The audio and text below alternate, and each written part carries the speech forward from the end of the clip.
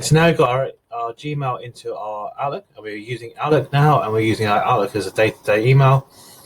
Now we want to maybe sync or pull down our Google Calendar that we maybe use on our phone, and we want to use that in Outlook as well. So this is how we set it up. So we'll open our Outlook first of all,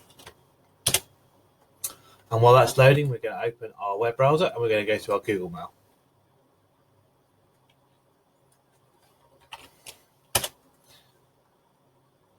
Okay, once we've got into our Google account, we're going to go to our calendar.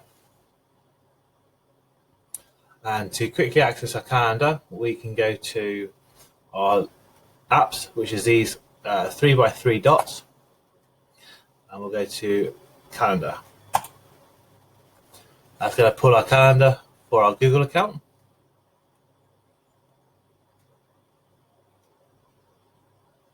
And you'll be able to see we have a test event here for tomorrow at 2:30. Now, the way we would set this up is we're going to set up a dynamic link. The reason we want to do that is if you add anything in your phone calendar, into your Google Calendar, or if you want to quickly add something on the go, you want that to be able to sync to Outlook. You don't want just a cold snapshot. So we're going to go to our settings, which is this nice cog at the top here, and we're going to go to settings. Now, inside this, we've got a lot of different options if we're scrolling down, but the one we're interested in is our Smiley Geek settings specifically. So we're going to click on our Smiley Geek calendar settings, and we're going to scroll down. Now, we're not going to export it here. This here would be a one-time export, so it'll give you a snapshot, a static copy of your current calendar in Outlook. Not going to be helpful for us because we want it dynamic, because we want to be able to add things from Google and see them in Outlook, and add things in Outlook and see them in Google. We want a dynamic to and fro. We're not going to make it public because we don't want our meetings accessible via Google. We don't want to create a shareable link because we're not sharing it with a specific person. We're not giving anyone access to our calendar to add things to it or to take away things.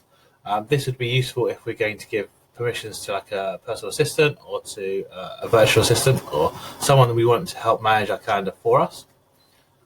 We're going to scroll down and we're going to go to our integrate calendar down here. This is the settings we want.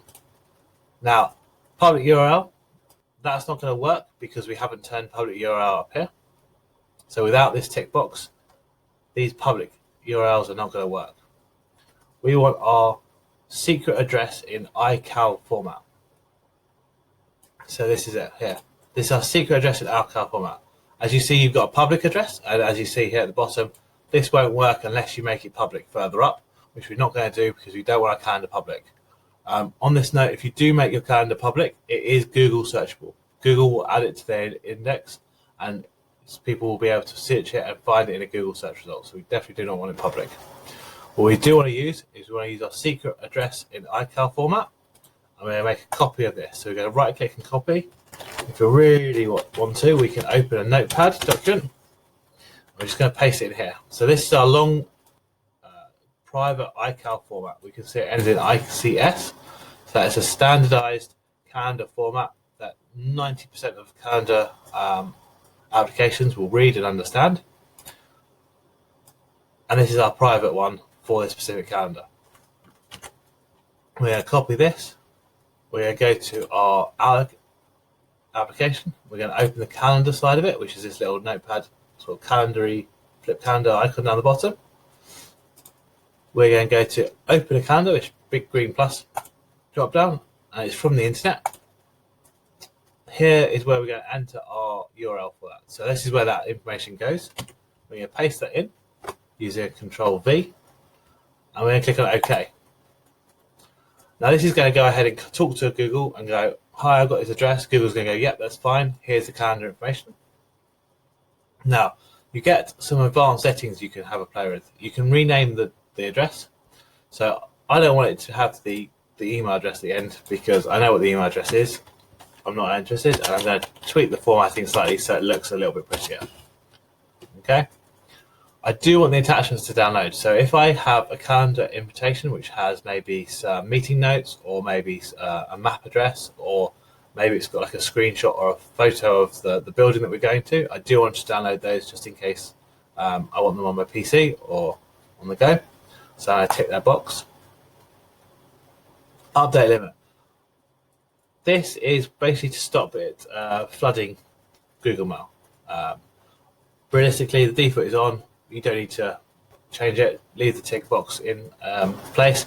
It basically stops it being cancelled by Google. So if you try and sort of refresh the calendar too quickly, Google may turn around and tell your PC to stop and hold and put a stop on that for a period of time. I think they blacklist you for about 8 hours. So it won't update for the 8 hours until it resets. So just leave it ticked. It's not going to affect you. So you click on OK. Once you've done those, you click on yes. It's going to go talk to Gmail and Google and pull your calendar down. As you can see, here is our 2:30 test account. We can then close the calendar, my calendar that comes with Outlook, because we're not interested in that one. We're only interested in our Smiley Geeks one with Gmail. Actually, if I create a calendar event here now, it will come back into our Google Calendar and vice versa. This Outlook calendar will update every time it pulls new emails and every time you hit send and receive. So if we go to send and receive here, send and receive all folders, we'll see the calendar here being pulled down as well. So every time you look for your emails, it will pull your calendar, and every time you look for your calendar, it will pull your emails.